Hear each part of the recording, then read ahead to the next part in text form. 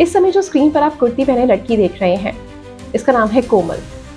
चेहरे से ही इसकी मासूमियत झलक रही है और आंखों में हजारों सपने जिसे वो पूरा करना चाहती थी, अपनी असल जिंदगी में जिनको उतारना चाहती थी। लेकिन उसकी जिंदगी ने उससे पहले, यानी जब तक उसके सपने हकीकत में बदलते उससे पहले ही कुछ ऐसा टर्न लिया जिसका किसी ने भी सोचा भी नहीं था, सपने में भी नहीं सोचा था कि उसके साथ ऐसा हो जाएगा, जिसकी किसी को कल्पना भी नहीं थी। कोमल दिल्ली पुलिस के शादरा जिले में सिविल डिफेंस वॉलंटियर थी, लेकिन 28 फरवरी 2025 से वो कॉल सेंटर में जॉब करने लगी थी। जैसे ही वह इस जॉब को ज्वाइन करती है, कुछ दिनों के बाद ही कोमल की हत्या हो जाती है। कोमल की हत्या के बाद हर कोई हैरान परेशान है। परिवार वालों का रो रो कर बुरा हाल है। आंखों से निकलते आंसू और चेहरे पर झलकता हुआ ये दर्द साफ बयां कर रहा है कि हत्यारों ने कोमल के साथ क्या दरिंदगी की होगी। 12 मार्च सुबह 9:30 बजे कोमल अपने घर से कॉल सेंटर के लिए निकलती है, लेकिन इसके बाद से ना कोमल का फोन लगता है और ना कोमल घर वापस लौट कर आती है। लौट कर तो आती है, लेकिन सफेद कफन में लिपटी हुई। कोमल की डेड बॉडी 17 मार्च को दिल्ली की छावला नदी से मिलती है। कोमल की डेड बॉडी कितनी बुरी हालत में थी, उसे देखकर पुलिस की भी रूह कांप जाती है। लेकिन सवाल उठता है कि कोमल की हत्या कैसे हुई, किसने करी? सबसे बड़ा सवाल, क्यों हत्यारों ने कोमल को इतनी बेरहमी से मार डाला? आइए इस मर्डर मिस्ट्री की गुत्थी को सुलझाते हैं। क्या है पूरा मामला, चलिए जानते हैं। ये पूरा मामला है दिल्ली का। यहाँ कोमल अपनी दादी के साथ रहती थी। वही माता पिता चंडीगढ़ में रहकर नौकरी करते थे। साथ ही कोमल के 2 छोटे भाई भी थे। 12 मार्च सुबह 9:30 बजे कोमल कॉल सेंटर पर जॉब के लिए निकलती है, लेकिन शाम को घर वापस नहीं आती। शाम को घर वालों ने पुलिस में शिकायत दर्ज करवाई। रिपोर्ट जो है वो सीमापुरी थाने में दर्ज कराई गई। सवाल ये था कि आखिर कोमल गई तो गई कहाँ? जब कॉल सेंटर से बात की गई तो कोमल की फ्रेंड से पूछा तो पता चला कोमल आसिफ और जावेद के साथ कैब में बैठकर चली गई थी। उसके बाद हम सब पूछते रहे तो वो कह रहे हैं लड़की मिल जाएगी, लड़की मिल जाएगी।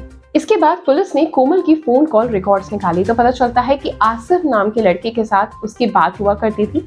पुलिस ने आसिफ के नंबर को ट्रेस करा और आसिफ के साथ साथ जावेद को भी हिरासत में ले लिया। पूछताछ के दौरान इन्होंने कोमल की कत्ल की पूरी कहानी बताई। लेकिन सवाल ये है कि आखिर आसिफ और जावेद है कौन? क्यों इन्होंने कोमल की हत्या करी? दरअसल आसिफ और कोमल का घर थोड़ी दूरी पर है और पिछले 4 साल से एक दूसरे को वो जानते हैं, रिलेशनशिप में हैं। आसिफ बार बार कोमल पर शादी का दबाव बना रहा था, लेकिन कोमल शादी करने को मना कर रही थी। इसके अलावा आसिफ का कहना है कि वह किसी दूसरे लड़के से भी बात करती थी। 12 मार्च को आसिफ अपने दोस्त जावेद के साथ कैब लेकर कोमल से मिलने गया। जावेद 2 बच्चों का बाप है और कोमल का पड़ोसी है।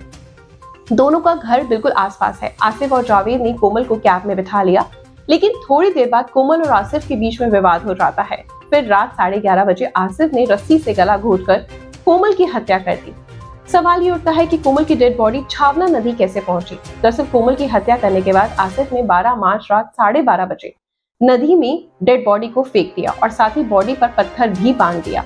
उसने डेड बॉडी के साथ 44 किलोमीटर तक का सफर तय किया। इसके बाद 17 मार्च को छावला नदी से एक डेड बॉडी मिली। आसपास के लोगों ने पुलिस को इन्फॉर्मेशन दी और जब पुलिस ने डेड बॉडी की पहचान की तो ये कोमल की निकली।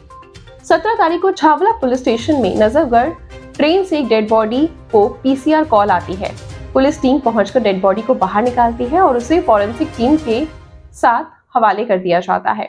फिर उसके बाद मर्डर केस दर्ज होता है। मर्डर केस दर्ज होने के बाद टीमें आइडेंटिफिकेशन और मेन एक्यूज के सर्च में लग जाती हैं। तो तुरंत कार्रवाई के चलते यानी पुलिस बयान देती है कि उनको पता चलता है कि 13 तारीख को सीमापुरी पुलिस स्टेशन में कोमल नाम की लड़की की मिसिंग जो है रिपोर्ट दर्ज कराई गई है। क्या कहना है पुलिस का, आप ही सुन लीजिए।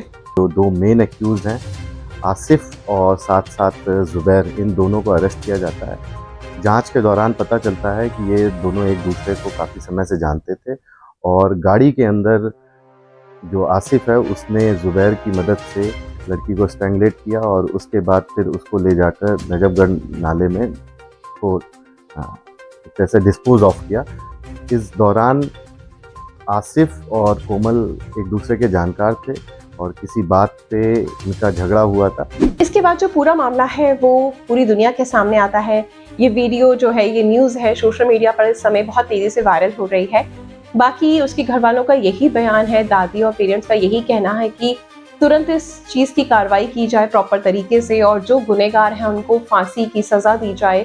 बिल्कुल भी बख्शा ना जाए। बाकी अब देखना है कि कानून क्या करता है, आगे की क्या क्या चीजें सामने आती हैं, किस तरीके से उनको सजा मिलती है, कब मिलती है, ये सब चीजें जो भी अपडेशन आता रहेगा हम आपको अपने न्यूज के माध्यम से देते रहेंगे। तो हमारे साथ जुड़े रहें। जुड़े रहने के लिए हमारे चैनल को सब्सक्राइब कर लें और वीडियो को शेयर किया करें। अगर आपको लगता है कि आपका एक शेयर बहुत सारे लोगों को जागरूक कर सकता है, उनकी जिंदगी को बचा सकता है, सचेत कर सकता है, सावधान कर सकता है, तो डेफिनेटली आपको इस तरह की न्यूज शेयर जरूर करनी चाहिए। बाकी यही है कि अपने बच्चों के साथ बॉन्डिंग बनाकर रखें ताकि वो हर बात आपसे शेयर करें। बाहर वालों पर बिल्कुल भी ट्रस्ट ना करें, यस वो आपके लिए कभी भी घातक हो सकता है।